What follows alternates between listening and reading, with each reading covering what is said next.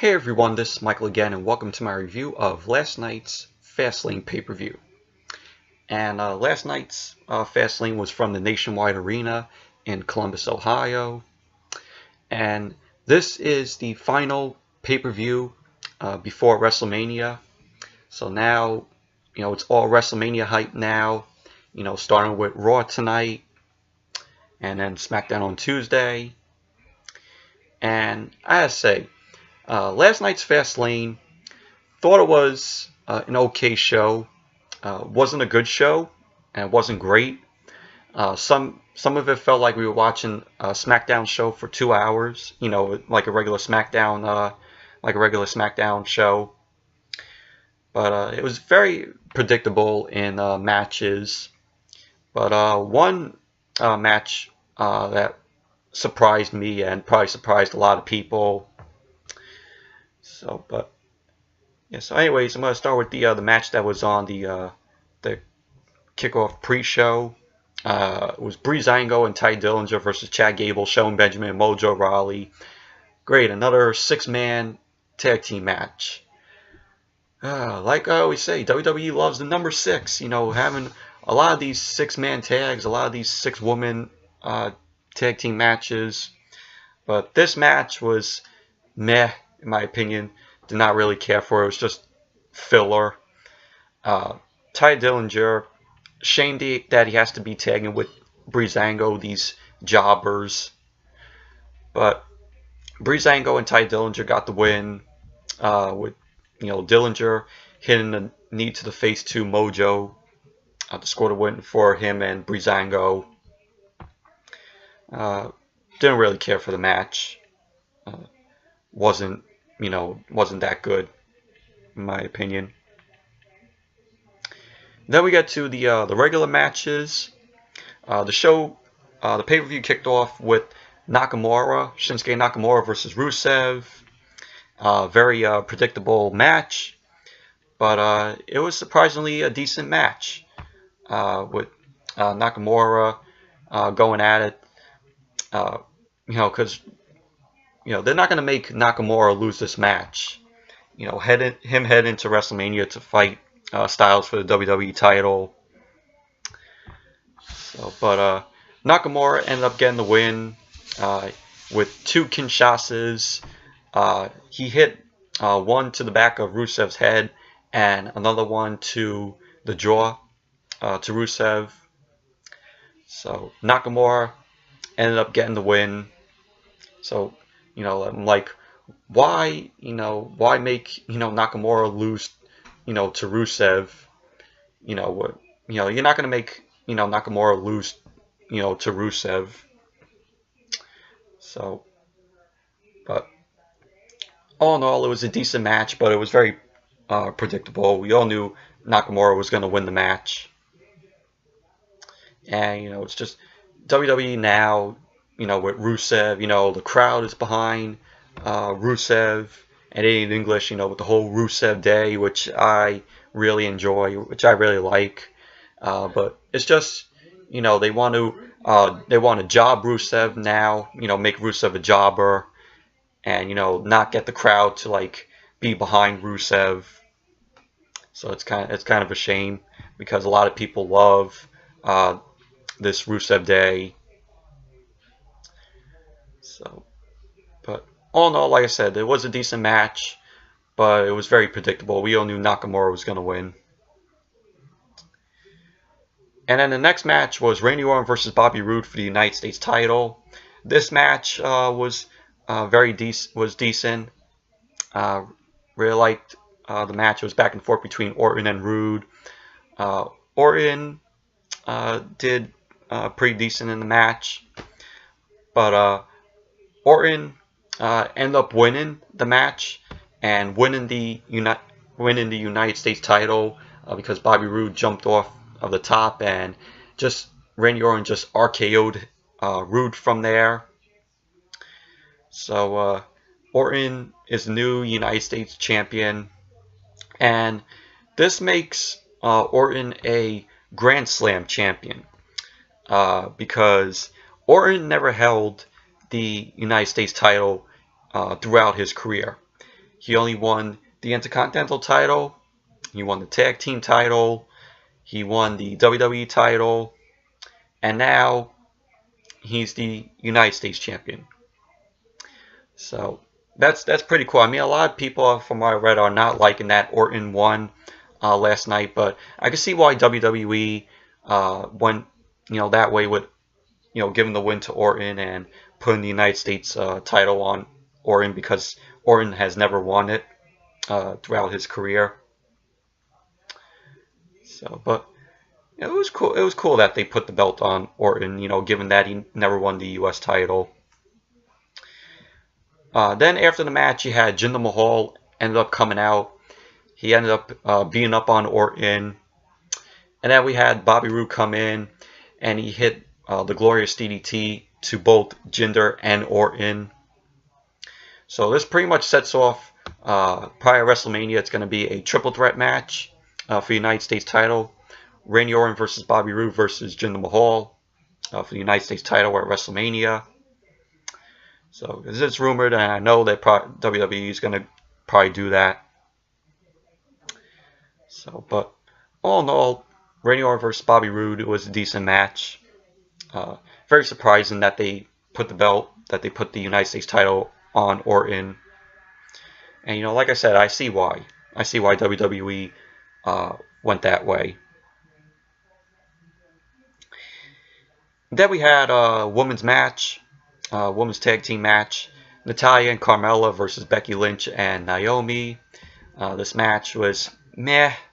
It was a typical women's match, in my opinion. It was just back and forth between them. The end of the match, you had Natalya ended up, holding up the Money in the Bank briefcase to, for Carmella, to try to distract Becky Lynch. But then Becky fired back at Natalya, ended up knocking Natalya off of the ring, and then that gave Carmella to hit a super kick to Becky to score the win for her and Natalya. So Natalya and Carmella ended up winning. So, but match was meh, typical women's match. Wasn't that good. Then we had the New Day versus the Usos for the Smackdown Tag Team titles. Once again, whenever these two teams are in the ring together, that that's going to be a good match. Although this match wasn't as good as their SummerSlam pre-show match or their Hell in a Cell match for both teams. And it was just going the match itself was going really decently, really pretty good. Until the Bludgeon Brothers, Harper and Rowan, end up coming out.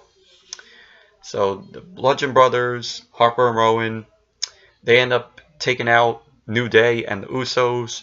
The worst that got taken out was Xavier Woods, and according to reports, he has he now has a spinal injury because of what happened with the Bludgeon Brothers last night when Harper and Rowan took him out. So probably Xavier is going to be out because of that. But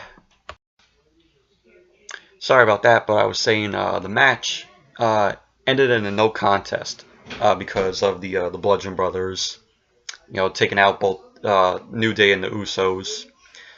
But like I said, the match was going good, but wasn't as good as their SummerSlam pre-show match or their Hell in a Cell match. So, but I liked what I saw. Then we had Charlotte versus Ruby Riott for the SmackDown Women's title. This match, it was decent.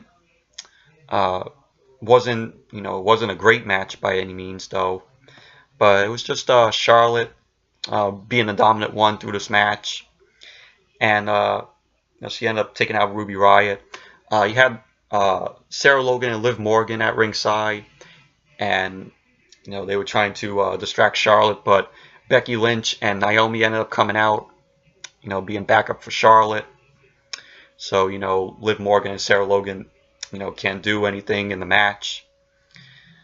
But Charlotte ended up getting the win, of course, which this was another predictable win. Charlotte ended up getting the win. She ended up spearing Ruby Riott and hit her with the figure eight, locked in the figure eight on Ruby Riott to score the win and for her to retain the SmackDown Women's title. So very predictable because after the match, Asuka ends up coming out surprisingly, but we all know that Asuka was going to challenge Charlotte for the SmackDown Women's title at WrestleMania, and that's exactly what Asuka did. Asuka ended up coming into the ring. She looks at Charlotte and she points to the WrestleMania sign, so that pretty much sets up for Asuka and Charlotte for the SmackDown Women's title at WrestleMania. And if I was Alexa Bliss, was watching that, she would be breathing a sigh of relief from that. So, but we all know it's going to be Alexa versus Nia for the Raw Women's title at WrestleMania. So, but Charlotte versus Asuka at WrestleMania, that's going to be a really good match. And if Asuka wins the SmackDown Women's title, which I know they're probably going to make Asuka win the title, when you see that possibly she might win at WrestleMania, that there's going to be a draft because there was rumors saying that after WrestleMania there was going to be another draft. But pretty much I think it needs a draft. With SmackDown being in the shape that it is now, with not being great every week, and ranges from a shitty show, it needs a draft. Draft some better superstars to SmackDown. Have the ones from SmackDown come to Raw. The ones that are decent on SmackDown to go to Raw. So, but yeah, Charlotte versus Ruby Riott was decent, but it wasn't that great of a match because we all knew Charlotte was going to win and retain. And then we had the main event, which was the six-pack challenge. AJ Styles versus Kevin Owens, Sami Zayn, Baron Corbin, Dolph Ziggler, and John Cena. This was for the WWE title. And when the bell rang, Cena just went at it. It was just AA galore to Kevin Owens, Sami Zayn, Baron Corbin, and Dolph Ziggler. And then, when Cena took, them out, it was just him and Styles, just looking at each other and going at it. Shane McMahon was out there watching the match. He was sitting ringside. He had one point in the match where Owens ended up hitting a pop-up powerbomb on Dolph Ziggler, and Owens went for the pin. Shane ended up dragging out the ref, so Owens wouldn't win it. And Sami then hit a Helluva Kick to Kevin Owens.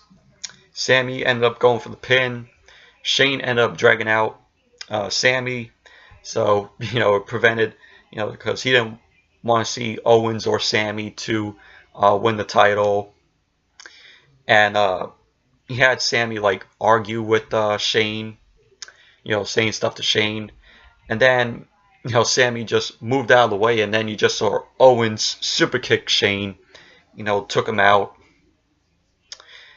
And, with Cena, it was just AA galore in this match, from the beginning where he AA'd, like I said, Kevin Owens, Sami Zayn, Corbin, and Ziggler. He gave a AA to Baron Corbin on the steel steps in the ring. Gave another one to Dolph Ziggler. He actually gave one to Styles. He put Styles through the table with the AA, the announce table. And the match ended with AJ Styles win the match, retain the WWE title. He hit the phenomenal forearm to Kevin Owens. And so, you know, we all knew Styles was going to retain also. So this was another predictable win. So now, you know, AJ Styles heading into WrestleMania to fight Nakamura for the WWE title. So that's going to be really good to see a dream match in WWE. Even though Styles and Nakamura went at it in New Japan. So, but that's going to be cool to see Styles and Nakamura at WrestleMania for the WWE title. So, yeah, so anyways, that's it for my review of last night's FastLane pay-per-view. Thank you all for watching, and be sure to stay tuned for my Raw review later on tonight. We're in, you know, like I said, WrestleMania hype, you know, starting tonight on Raw and Tuesday on Smackdown, leading up to WrestleMania 34. It's just all the hype now is on WrestleMania next month. So, but yeah, we're going to have tonight on Raw, Brock Lesnar supposedly going to come, you know, to have a confrontation with Roman Reigns. But there's rumors saying that, oh, you know, Lesnar might not show up tonight because Lesnar used all his days in his contract. That's from what I heard from an article, though. But I guess, you know, that they're doing that. I guess they're just building up more heat for Lesnar going into WrestleMania with Roman Reigns. And then you had, from what I heard, another like a Roman Reigns type scandal thing that happened, which I read in an article. So, and we're probably also going to have you know, Ronda Rousey and Kurt Angle, you know, just talking, you know, about Triple H and Stephanie, you know, setting up hype for their match at Mania. So who knows? You know, we gotta wait till Raw tonight to find out what's going to happen. But I hope it's a decent Raw tonight. So yeah. So anyways, that's it for this video. Thank you all for watching, and be sure to give this video a thumbs up, comment, subscribe, and I'll see you all later tonight for my Raw review. Bye.